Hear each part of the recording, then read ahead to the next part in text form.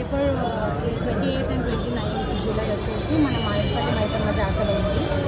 ప్రతి ఒక్కరు రావాలి, మంచి అమ్మవారిని దర్శనం చేసుకొని వెళ్ళాలి. అండ్ ఈ జాతర వచ్చేసి మా తాతల జనరేషన్ నుంచి వస్తుంది, ఒక 78 years నుంచి వస్తుంది. ఇప్పుడు ప్రజెంట్ తాత తర్వాత మా తాత పేరు చిరపోయిన నాగయ్య గారు. తాత తర్వాత మా నాన్న వాళ్ళు చేయడం జరుగుతుంది.